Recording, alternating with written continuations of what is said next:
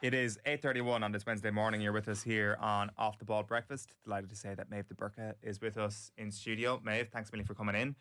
We were just saying that was a pretty good result for Ireland last night, but we were making the point earlier in the show that it's worked out pretty well for them, that they're able to trial what looks like a relatively new system, have a new coaching ticket installed in League B, because the superiority is definitely there. Definitely, yeah. I think the timing of it, like I said, works out perfectly because it gives them a chance to work on their attacking style that we were crying out for, during the World Cup. We were, I suppose, always trying to get them to go more attack-minded, and now that you have the opportunity to do that against the lesser-ranked teams. What are you seeing in terms of the differences in attack? I think, well, they've more time to attack and they've more opportunities to do so. But definitely, I think you can't understate the importance of Denise O'Sullivan being pushed higher up the pitch. We had two number 10s, Marissa and Sinead brought in for the World Cup, and they were playing in Denise's positions. Now they're nowhere to be seen, and Denise now can go up towards that number 10 spot like we were crying out for. So last night it was Denise obviously in that position during the World Cup. It definitely felt like a positional thing that was holding her back a little bit. Like, was that understandable in some ways, that maybe when Ireland go into a World Cup they could see the stronger opposition coming up against them, or was it inexcusable as well because we'd seen Denise O'Sullivan playing so well in slightly more advanced positions in the qualifications, for example, for the Australia World Cup? Yeah, I think I suppose it's known very much that we have two world-class players in Katie McCabe and Denise O'Sullivan, and I think when you're holding back your most creative player, in that number, you're putting her back in that number 6 role, I think it's tough because I suppose now it's different as well. You've Tyler Tolan coming back in the fold. She only played once under Vera Pauw and again was kind of exiled then after that. So I suppose with Tyler being back in there as well, it gives Denise that licence to go forward, and Megan Connolly as well is operating in that holding mid spot, whereas she was playing as a defender during the World Cup too. So yeah, lots of positional changes, and it was just good to see them, I suppose, with more possession and on the ball. But again, it was against the opposition, were obviously lesser ranked teams. Because we are talking about different tiers here, and there feels like there's still a massive gap between the tiers. So at the World Cup they're playing very much tier 1 nations, and likewise in qualification against Scotland, Finland, Sweden. Georgia are probably tier 3, so they can rack up a lot of goals. Is it understandable, because the style of football is going to become a huge debate now because of the way it ended with Vera Pauw, and because even Mark Canham, the director of football, said the next coach, they're going to have to fit in with his vision of how it should be played. Is it understandable that Vera Pauw against those top tier nations did adapt, did play Denise O'Sullivan deeper, did play Katie McCabe out in the wing, or actually do you look back now and go, geez, we could have achieved an awful lot more if we were getting them on the ball in more central positions more? Yeah, there's definitely a tinge of that, I suppose, what might have been, but I think formation-wise, I think we probably did well. We had to sit in against those teams, because if we opened up or played an expansive style like we're playing against these teams in the Nations League, I think we could have been opened up and, down a couple of goals after a few minutes, and you can't have that in a World Cup. But yeah, obviously the positional, the personnel in the positions is the thing I suppose I took issue with. But the overall formation, I don't think we could have varied too much. I think it was a decent style at the time. And also you have to see where, the players that fit into the positions. We've obviously predominantly have strong defenders, and we have a action overload now. We've so many defenders if they are all fit. So I think, but now is the time. I think the team as well is in a stage of kind of growth as well, that now they can kind of progress on to a little bit more of an attacking style. I guess we're obviously talking a lot about Denise O'Sullivan's positioning, but Katie McCabe's almost feels more important. And in fairness to Vera Pauw, like the night in Scotland, Megan Campbell played out in the left. Megan Campbell's not fit then for the World Cup. That there was a sense if she had somebody that she felt she could fully trust, and maybe Izzy Atkinson was that bit too young, that she would have played Katie in a more central role. But watching the confidence, that's the one thing. As much as it's a lower level of opposition, like Katie McCabe had felt in both games over the last 4 days, went out and said, I'm the best player on the pitch here, and I'm just going to show everybody, give me the ball, give me the ball, give me the ball. Like you just want to see that now against the better teams as well. Yeah, and that's the thing. I suppose it's so it's difficult to give someone a free rein against the higher ranked teams too, because everyone, you need the 11 players to be in. Everyone needs to know what position each of them should be in. But yeah, like last night, she in the second half she was just released into a free role, and she had started the game at wing back, alright, like we knew kind of where she's predominantly been operating. But yeah, like you said, I suppose that the absence of an experienced other like left wing back was probably the issue. And Izzy has done well since she came in, but probably maybe Vera just thought at the time it wasn't, enough to start her in a World Cup. And in fairness, it's a big, it's a big task. But yeah, it would definitely be nice to see Katie in that free role, because you could see her linking up with all the other attacking players really well last night, particularly in the second half. Yeah, and she did literally say that afterwards as well. I have a lot more freedom, is what Katie McCabe says, and I suspect she probably means that for the team in general, and not just for herself. But in terms of her own position, is it literally just a roaming role where she basically just picks up the positions that she sees fit, or do you see some sort of instruction coming from the sideline when you're watching a game like last night? I think Katie was instructing really from on the pitch. I could see it was hard to actually tell, because she had looked to be in the second half. Izzy came on at half time that she was playing as one of the top two alongside Carusa, taking the place of Lucy Quinn, where she operated in the first half. But it just seemed like Katie did her own thing then. I don't know whether that was instruction from the sideline, or Katie took that upon herself just to pick up the pockets of space where she felt or saw fit. But yeah, I suppose against, like I said, against higher ranked teams, like maybe you do need a little bit more structure in that, whereas she could find spaces really easily last night. Obviously, all the goals come from open play, which I see as a positive, because the set pieces will come eventually when you've got that wand of a left foot coming. But it was sort of like a set play, the first goal. I mean, that ball from McCabe was just absolutely outrageous. The goal was even better, you could argue, but she continues to do things in her career which is just absolutely outrageous, and just reminds us of how incredible it is to have a Ballon d'Or nominee in this team. And it's almost more incredible that she's playing in League B, because the standard is just that bit higher that she shows between herself and the Hungarians. Yeah, definitely. I mean, she's definitely a step above the opposition for sure. And yeah, it's kind of great to be witnessing. It's really enjoyable to watch her, been able to put a show on, I suppose, every time. And she will put a show on in all these Nations League games, because of the quality of the opposition just isn't up to it. But yeah, it's good to see, and I suppose it's been a long time since we've had a Ballon d'Or nominee, and yeah, I suppose it makes a change for a lot of the fans who would have enjoyed, I suppose, throughout the years just watching, defensive Irish teams play, and now we have this kind of period of a few months where we can watch an attacking style. Are you surprised with how seamlessly Tyler Toland has slotted in, or did you always know and this is just confirmation? Yeah, no, not surprised at all. Like, she was always a quality player, and then she was only 16 when she was in before, and obviously then just that whatever went on between her and Vera Pauw, we just never saw her again. But she was obviously straight back in once the manager changed. And yeah, people can say maybe it's because she's getting more game time at the moment now with Blackburn or that, but I think she would have been in regardless. Once Vera was out of off the scene, I think Tyler was back in, and she showed her quality player of the match performance in the Aviva the last day, and then just a really tidy player. I don't think she does anything spectacular. She just does all the simple things really well. Does there now, in reflection, need to be more questioning of what happened between the manager and the player? Yeah, I mean, I suppose it did go into it a bit, but Vera never really wanted to comment on it, and I suppose it's probably water under the bridge at this stage nearly, because it seems that Tyler's happy to be back in the green shirt, and I suppose on the flip side, did miss a World Cup. She did, yeah, and I mean, obviously we all hope that we'll get to the next one and that, but it's definitely not a foregone conclusion. So yeah, it can be. I can imagine it was quite a tough time for Tyler, and frustrating just watching from the sidelines, particularly given that she was available for selection all throughout the 4 years. And I suppose new fans maybe to the team mightn't have known the name Tyler until this week, but definitely those of us who had followed it before would have known the quality that she possesses. And on the flip side, then you look at the likes of, the two American girls who were parachuted in just the last few minutes before the World Cup, Sinead Farrelly, who didn't make herself available for this game, and then Marissa Shiva, who actually found herself out of the squad and in the stand last night. Just shows, I suppose, the difference of opinions between managers as well. And football, at the end of the day, is all about opinions. And, Vera saw Shiva as, good enough to start in the World Cup, whereas now Eileen Gleeson, sees that her place is in the stand. So, it's all just opinions at the end of the day, I suppose. Is the Farrelly thing a concern?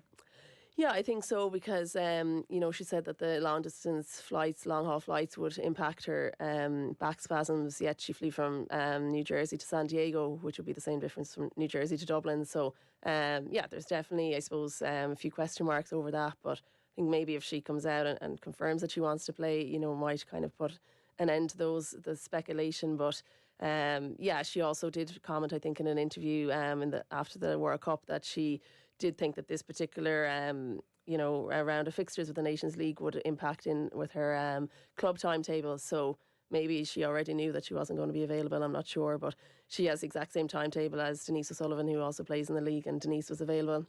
Definitely question marks over her availability this time round, but we'll have to wait and see if she makes herself available for the October games.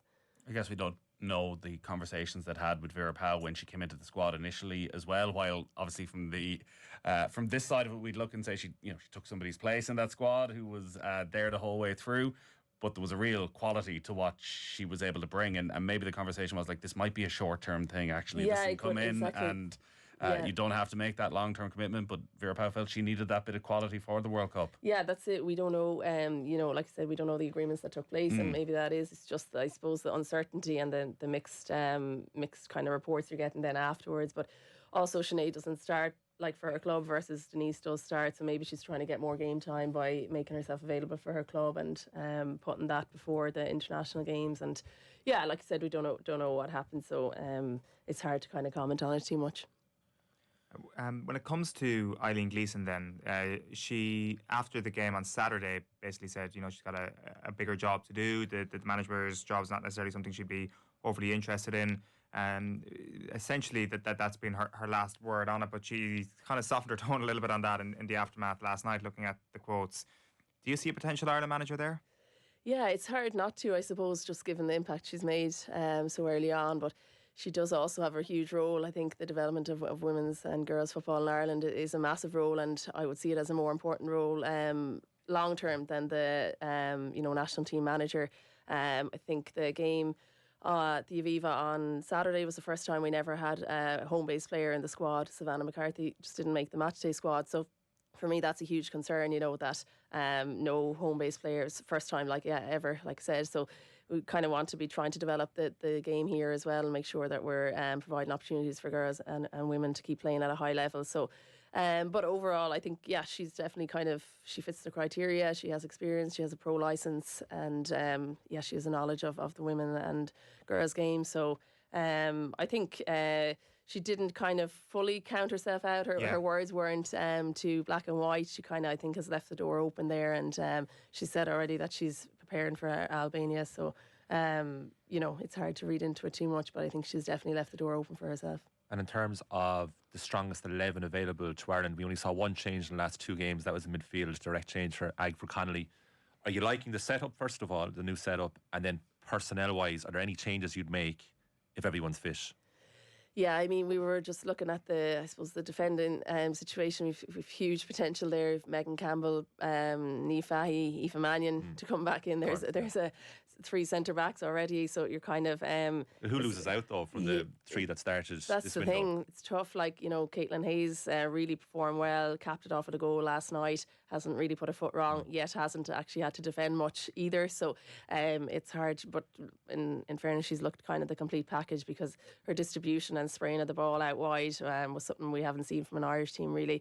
Her diagonal balls, particularly out to Katie McCabe at the Aviva, were a joy to watch. But it's hard to know who would lose out. We've Diane there with great experience as well, but like I said, that the girls to come in as well will definitely be putting pressure on those who are already there. And you have the option, like you're saying, for Megan to play as a wing back as well, just with that left foot. So loads of kind of different options, but definitely it's a new look, and it's a positive one, I think, having the two forwards rather than Carusa look so isolated during the World Cup. But again, it's just, it's the opposition as well. You have to factor in all the time. Totally, yeah. But you couldn't help but kind of enjoy the look of Katie McCabe more central in the second half.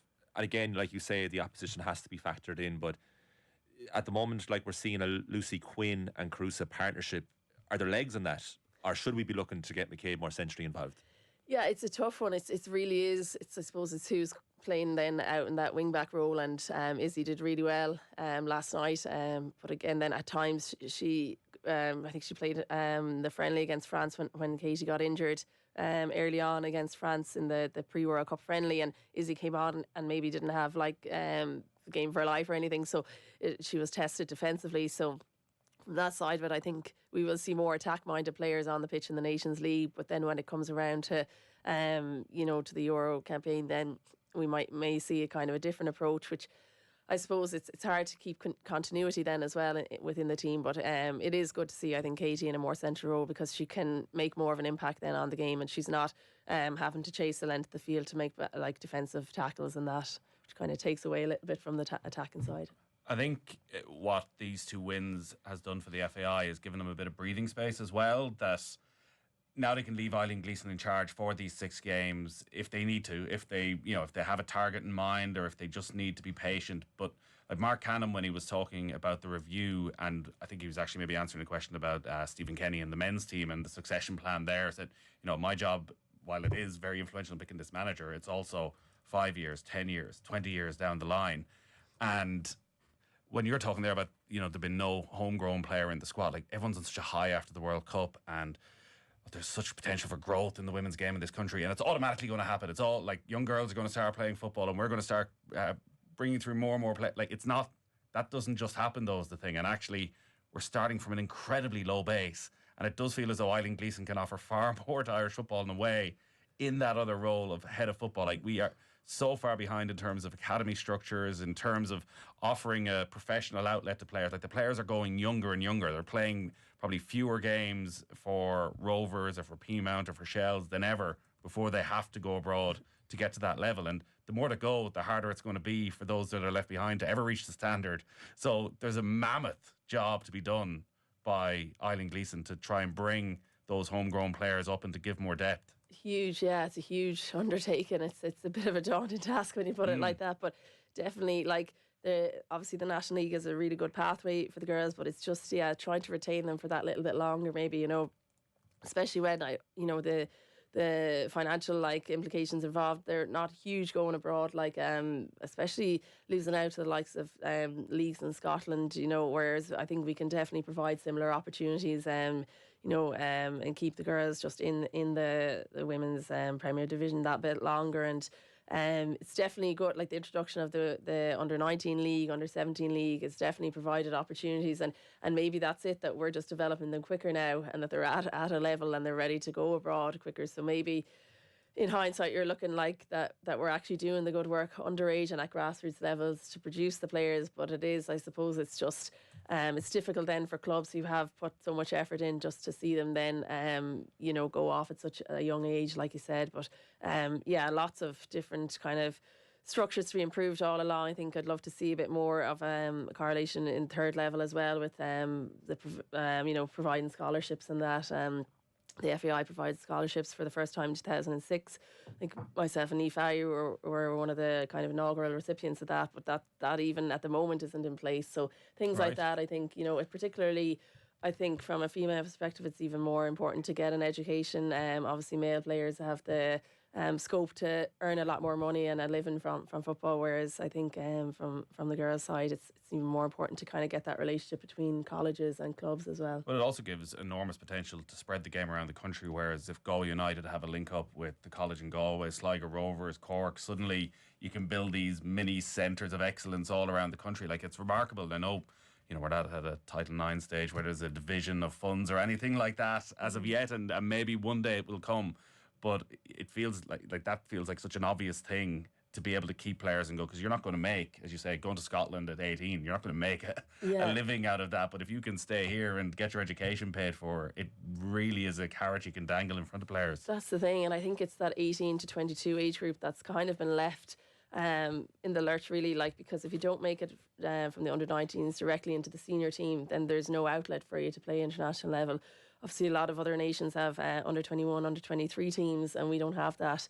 So, if we can kind of nurture the girls who, they mightn't be at the level at under-19 to make it straight into the senior squad, but if you can give them a few more years development between 18 and 22, and then at that stage, hopefully they might be able to make the step up. I think it's a huge opportunity that we're missing out on at the moment. So what did happen to the scholarship programs? Why are they not in place? I think it was the recession was probably the initial thing that was kind of the reason initially that was given. And now I know Sky give bursaries to the national team players, but I suppose when they're at the national team level standard already, then maybe obviously it's great to provide the girls with that opportunity, but it may be better use of funds if it's given to girls who are just on the fringes of the senior team, and that bit of funding might really make a change, that they maybe don't have to take on a part-time job and they can focus a bit more on training and that type of thing. Sure, and some of the facilities in the universities are amazing as well. And yeah, that's it, exactly. They're already in place, so it's not like you have to really do much adjusting there. You just need to get the right structures in place. Yeah. All right, very interesting. You received your cap as well at the weekend, Maeve. Congratulations on that.